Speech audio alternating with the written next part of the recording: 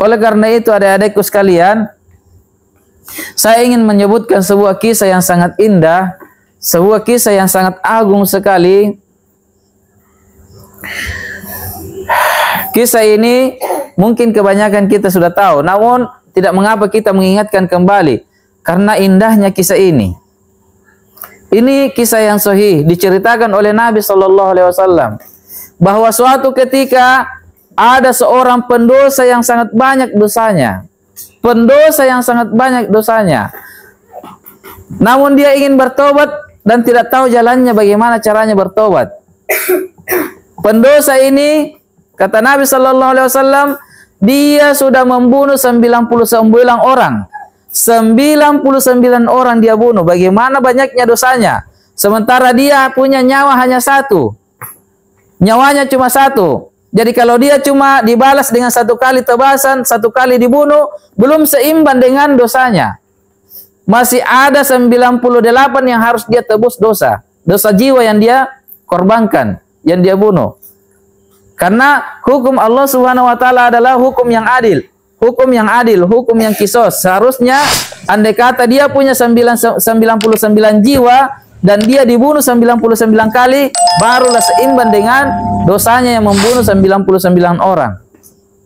Dia pun menyesal, ingin bertobat kepada Allah Subhanahu wa taala, namun dia tidak tahu jalannya.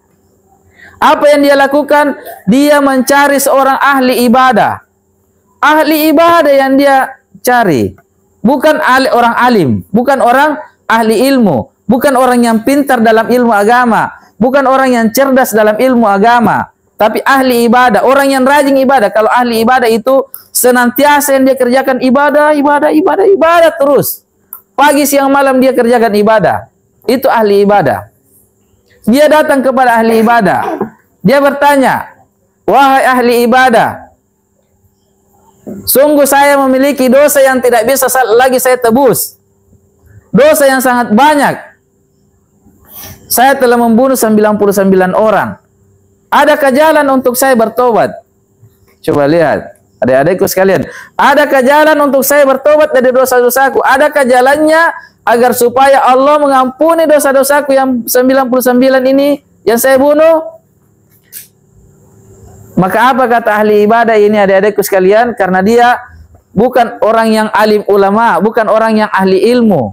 Dia hanya rajin melaksanakan sholat, namun dia tidak tahu banyak tentang ilmu Allah Subhanahu wa taala. Maka dia berkata sesuai dengan hawa nafsunya, bukan di atas wahyu.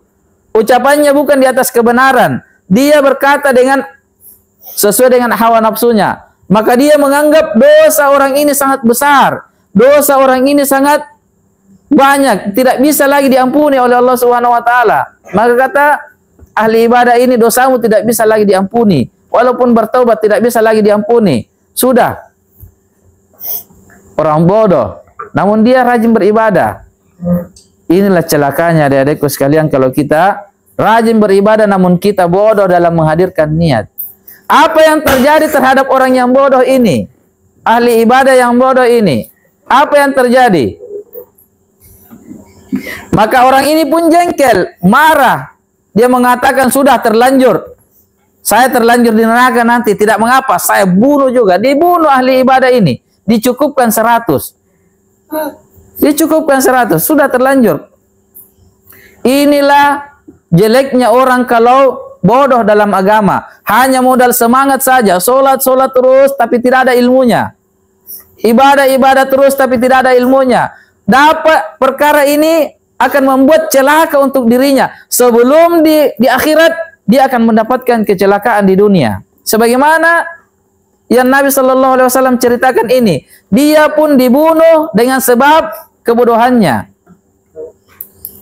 Dia dibunuh dengan sebab kebodohannya.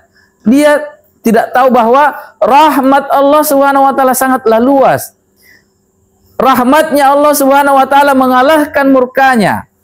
Tidak ada dosa yang Allah Subhanahu wa taala yang tidak diampuni kalau seorang itu mau bertobat kepadanya.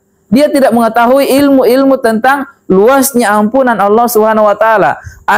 Akhirnya dia berbicara sesuai dengan hawa nafsunya, bukan di atas ilmu, bukan di atas tuntunan, bukan di atas wahyu. Akhirnya dia pun celaka akibat kebodohannya. Ahli ibadah yang bodoh. Mengerikan sekali. Makanya kita harus cerdas, adik-adikku sekalian. Kita harus pintar. Kita harus tahu mendahulukan perkara yang lebih pantas untuk kita dahulukan sebelum perkara yang setelahnya. Ketahuilah adik-adikku sekalian, niat itu adalah perkara yang paling pokok untuk kita hadirkan ketimbang dengan amalan. Perbaiki dulu niat sebelum beramal. Kemudian apa yang terjadi kisah selanjutnya? Apa yang dilakukan oleh pendosa ini? Perhatikan. Apa yang dilakukan pendosa ini? Sudah cukup 100 orang, genap 100 orang yang dia lakukan. Apakah dia putus asa? Tidak. Dia karena keinginan kuatnya, coba lihat hatinya, niatnya, keinginan kuat di dalam hatinya ingin bertobat kepada Allah, inilah yang mendorong dia untuk tetap mencari tahu bagaimana caranya bertobat kepada Allah Subhanahu wa taala. Siapa yang bisa menuntunnya? Siapa yang bisa mengajarinya? Maka dia tidak berhenti, dia tidak putus asa, tetap dia mencari tahu jalan-jalannya taubat itu. Maka selanjutnya dia mendatangi, berkata kepada manusia yang ada ketika itu, siapa manusia yang paling berilmu di sini? Siapa manusia yang paling pintar dalam ilmu agama? Siapa manusia yang paling cerdas dalam agama Allah Subhanahu wa taala? Bukan lagi ahli ibadah, tapi orang yang paling pintar dalam agama, cerdas. Walaupun amalannya biasa-biasa saja, tetapi dia punya ilmu agama yang benar. Maka dia pun ditunjukkan kepada orang itu, seorang alim ulama, dia tunjukkan kepadanya. Maka orang ini pun mendatangi alim ulama tersebut, kemudian dia berkata, "Ya Syekh, sesungguhnya saya sudah membunuh 100 orang. Saya sudah membunuh 100 orang. Sudah banyak orang yang saya bunuh. Adakah jalannya untuk saya bisa bertobat kepada Allah Subhanahu wa taala? Mungkinkah Allah Subhanahu wa taala masih sudi mengampuni dosa-dosa saya? Mungkinkah saya masih bisa bertobat? Mungkinkah dosa saya masih bisa diampuni?" Maka apa kata alim ulama ini? Orang yang pintar, orang yang cerdas. Dia punya ilmu tentang agama Allah Subhanahu wa taala. Dia tahu akan luasnya rahmat Allah Subhanahu wa taala. Dia tahu bahwa Allah Subhanahu wa taala Maha Pengampun lagi Maha Penyayang. Maka katanya bahwa ya, siapa yang bisa menutup rahmatnya Allah Subhanahu wa taala terhadapmu? Siapa yang bisa menutup pintu taubat untukmu? Sesungguhnya Allah Subhanahu wa taala Maha Pengampun lagi Maha Penyayang. Selalu ada jalan untuk manusia untuk bertobat apabila dia mau bertobat, sebelum tertutupnya pintu-pintu tobat itu. Dan kata Nabi sallallahu alaihi wasallam, ada 2 pintu-pintu tobat itu tertutup. Ketika nyawa sudah yugargor di tenggorokan, dan ketika matahari sudah terbit dari arah barat ke timur. Ketika matahari sudah terbit dari arah barat, tenggelam di timur, maka sudah menangis saja. Tidak akan diterima lagi taubat. Pintu taubat sudah tertutup ketika itu, kata Nabi sallallahu alaihi wasallam. Dan ketika nyawa sudah di kerongkongan, sudah sekaratul maut, tidak bisa lagi bertobat. Bertobat pun tidak akan diterima. Sebagaimana tobatnya Fir'aun. Coba lihat adik-adikku sekalian, Fir'aun laknatullah alaih. Fir'aun ketika ditenggelamkan oleh Allah Subhanahu wa taala, maka dia juga bertobat. Barulah dia mengatakan ketika nyawanya sudah di kerongkongan, dia mengatakan, "Saya beriman kepada Tuhannya Musa dan Harun." Barulah dia mau mengakui keimanannya kepada Tuhannya Musa dan Harun. Ketika nyawanya sudah di kerongkongan, ketika pintu-pintu taubat sudah tertutup untuknya, tidak akan diterima lagi taubatnya. Fir'aun laknatullah alaih. Dia bertobat itu di akhir hidupnya, namun pintu-pintu tobat sudah tertutup, maka tobatnya pun tidak diterima. Inilah mengerikannya prinsip orang-orang yang mengatakan, nanti saya baru mau tobat, nanti saya baru mau berbuat baik, nanti setelah saya mau mendekati ajal baru mau bertobat. Siapa yang menjamin tobatmu diterima kalau nyawa sudah di kerongkongan? Kata Nabi, kalau nyawa sudah di kerongkongan, sudah hampir dicabut, pintu tobat sudah tertutup. Biar menangis darah di situ, mau bertobat, tidak akan diterima lagi. Maka adik-adikku sekalian, kapan kita menyadari kesalahan kita, maka segerakan bertobat, segerakan bertobat. Terus kita lanjut kisahnya sedikit lagi. Maka orang alim ulama ini pun berkata kepada pendosa ini yang sudah membunuh 100 orang banyaknya, termasuk yang dibunuhnya ada yang terakhir adalah ahli ibadah yang bodoh. Dibunuh juga. Dan dia menjadi penggenap dari korbannya yang 100 orang. Maka apa katanya? Sang alim ulama ini, dia pun berkata, pergi engkau ke negeri sana. Pergi engkau ke negeri sana. Ditunjukkan tempat-tempat di mana di tempat itu, di negeri itu terdapat banyak orang-orang yang soleh. Di sana banyak orang-orang yang rajin beribadah kepada Allah, taat kepada Allah. Pergi engkau ke sana, karena di negerimu kamu tidak akan bisa bertobat, karena di sana banyak orang yang seperti kamu, banyak orang yang kejam, banyak para pendosa, banyak penyamum, banyak orang yang senantiasa bermaksiat kepada Allah. Kamu tidak bisa bertobat di situ, karena kapan kamu bertobat terpengaruh lagi sama teman-teman jahat. Mau bertobat terpengaruh lagi sama teman-teman jahat. Maka kata alim ulama ini, pergi ke tempat itu.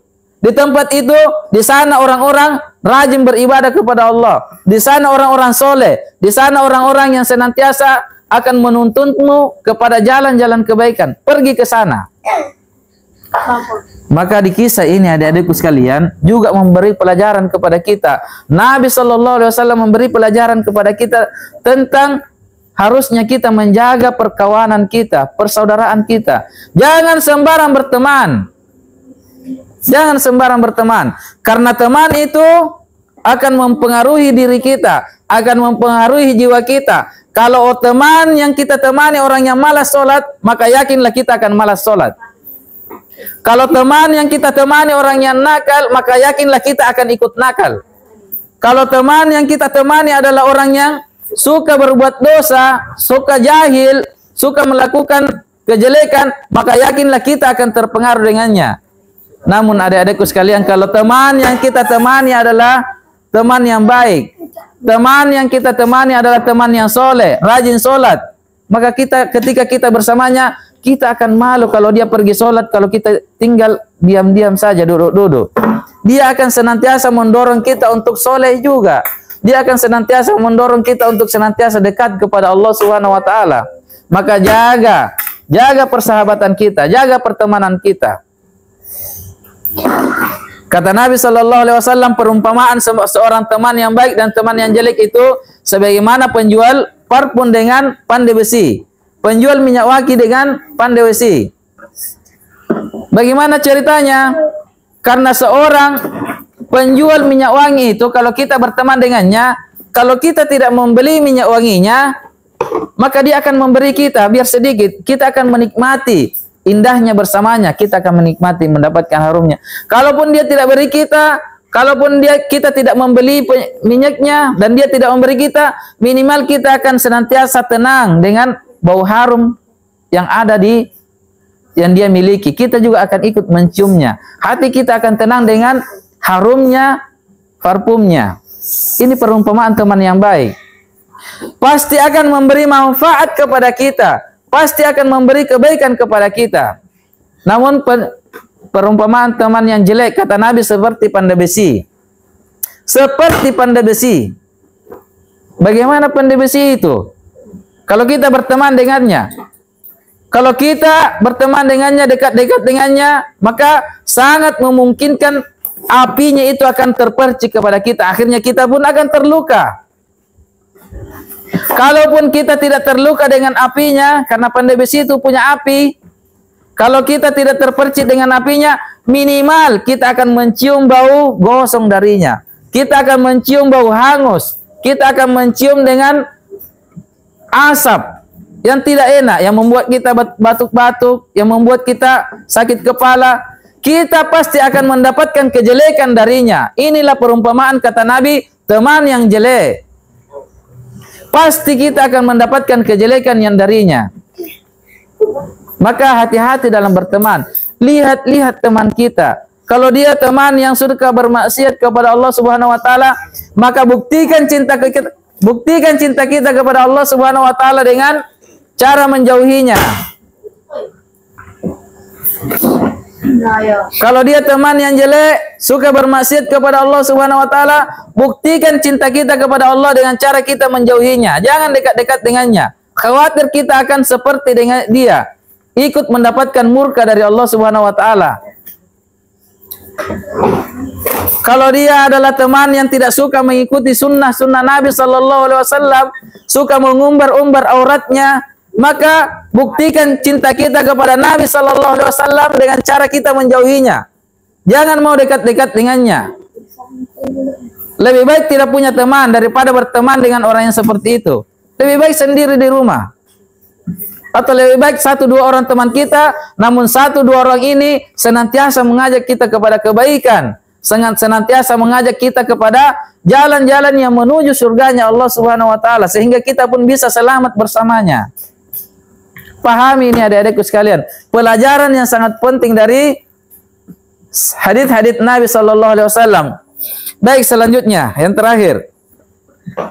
Maka ketika orang ini diberi petunjuk oleh sang alim ulama untuk mendatangi sebuah negeri yang baik, di mana di negeri itu penduduknya seluruhnya adalah orang-orang yang baik, orang-orang yang soleh, orang-orang yang senantiasa taat kepada Allah Subhanahu wa taala, maka dia pun berkeinginan di dalam hatinya, dia ingin meninggalkan negeri yang jelek, negeri yang penduduknya buruk, penuh dengan dosa, menuju kepada negeri yang baik. Hatinya ingin bertobat kepada Allah Subhanahu wa taala. Tujuannya ingin memperbaiki diri di negeri itu. Tujuannya dia ingin beribadah kepada Allah bersama dengan orang-orang soleh di negeri itu. Maka dia pun melaksanakan petunjuk dari alim ulama ini. Maka dia pun melakukan perjalanan. Dia melakukan perjalanan ke negeri yang baik itu. Maka apa yang terjadi adik-adikku sekalian? Pada saat ketika dia berada dalam pertengahan perjalanannya, maka malaikat maut pun Allah Subhanahu wa taala kirim untuknya. Sebelum dia beramal, sebelum dia melakukan ibadah, dan sebelum bertemu dengan orang-orang yang dia sudah cintai. Dia sudah sangat mencintai, rindu ingin bertemu dengan orang-orang yang soleh di negeri itu. Namun dia belum bertemu. Baru di pertengahan jalan, Allah Subhanahu wa taala utus malaikat maut untuknya. Dia pun dicabut nyawanya. Dia pun mati. Meninggal di tengah perjalanan. Apa yang terjadi adik-adikku sekalian? Apakah taubatnya diterima? Tidak. Sementara dia belum pernah melakukan amalan sedikit pun. Dia belum pernah sujud kepada Allah. Dia belum pernah sholat. Dia belum pernah sedekah. Dia belum pernah haji. Dia belum pernah melakukan amalan sedikit pun. Dia hanya bermodalkan niat. Dia baru ingin memperbaiki dirinya di negeri itu. Dia belum memperbaiki diri. Dia belum beribadah bersama orang-orang soleh di negeri itu. Ajal sudah menjemputnya. Apa yang terjadi adik-adikku sekalian? Maka Allah Subhanahu wa taala pun mengirim 2 malaikat. Maka 2 malaikat ini pun berselisih antara malaikat rahmat dengan malaikat azab. Diperselisihkan. Siapa yang akan membawa ruhnya orang ini? Apakah malaikat azab atau malaikat rahmat? 2 malaikat ini bertengkar. Malaikat azab mengatakan, saya yang berhak. Biarkan saya membawa orang ini. Orang ini penuh dengan dosa. Sudah 100 orang yang dia bunuh dan dia belum melakukan kebaikan sama sekali. Dia belum pernah beribadah kepada Allah sama sekali. dia belum pernah sholat sama sekali, dia belum pernah sujud kepada Allah Subhanahu wa taala. Biar saya yang bawa. Malaikat azab sudah geram. Dia ingin, sudah panas, dia ingin menyiksa orang ini. Namun apa kata malaikat rahmat?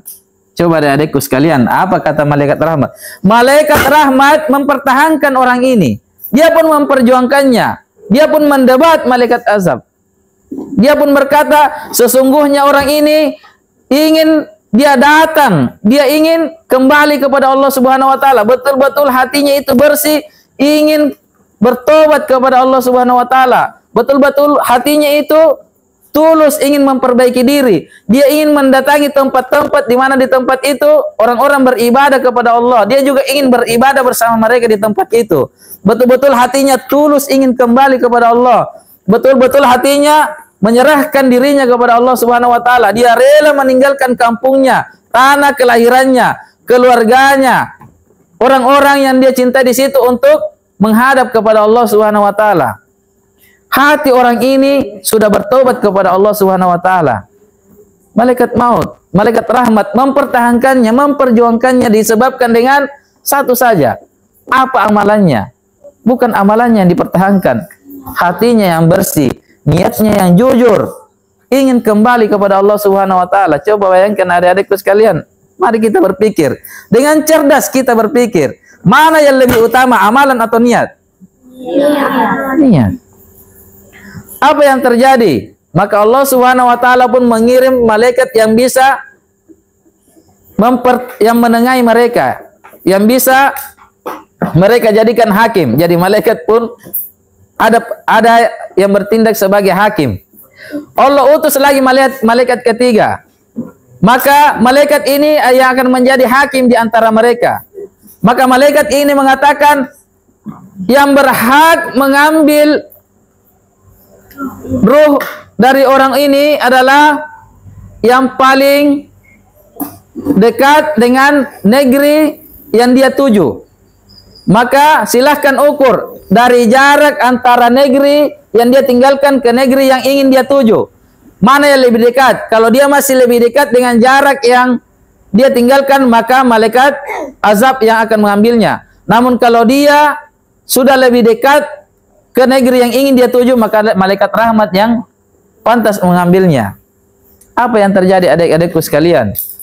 Di dalam kisah ini diceritakan bahwa Allah Subhanahu wa taala pun memerintahkan daerah yang dia tinggalkan itu menjauh.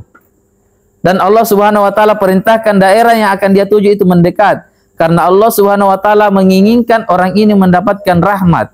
Menginginkan, karena Allah Subhanahu wa taala sudah menerima taubatnya orang ini.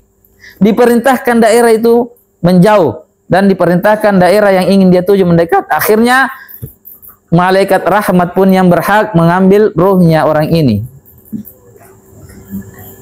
Coba bayangkan adik-adikku sekalian, perhatikan, kisah ini adalah kisah yang sangat indah. Mari kita senantiasa mengingat-ingatnya dan kita jadikan pelajaran terhadap diri-diri kita. Kita jadikan pelajaran ini. Kita sehendaknya senantiasa memperhatikan niat-niat kita agar supaya Allah Subhanahu wa taala senantiasa mengulurkan tangan-tangannya kepada kita, agar senantiasa Allah Subhanahu wa taala mendatangkan pertolongannya kepada kita. Coba lihat adik-adikku sekalian, tidak ada yang menolong orang ini.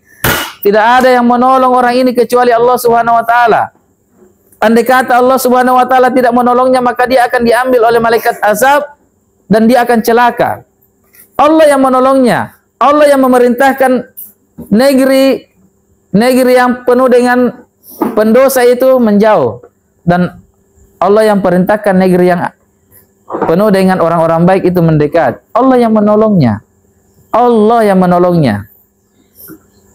Dengan sebab tekadnya, dengan sebab niatnya di dalam hatinya, dengan sebab ketulusannya ingin kembali kepada Allah Subhanahu wa taala, dengan sebab kejujurannya ingin menjadi hamba-hamba Allah Subhanahu wa taala yang soleh. Dia ingin beribadah bersama orang-orang yang rajin beribadah di negeri itu. Namun ajal mendahulinya. Ini adalah sebuah kisah yang sangat indah. Semoga Allah Subhanahu wa taala menggolongkan kita ke dalam golongan hamba-hambanya yang senantiasa Allah Subhanahu wa taala beri rahmatnya dengan mengampuni atas seluruh dosa-dosanya. Baik, sampai di sini dulu adik-adikku sekalian. Subhanakallahumma wa bihamdik, asyhadu an la ilaha illa anta, astaghfiruka wa atubu ilaik. Wassalamualaikum warahmatullahi wabarakatuh.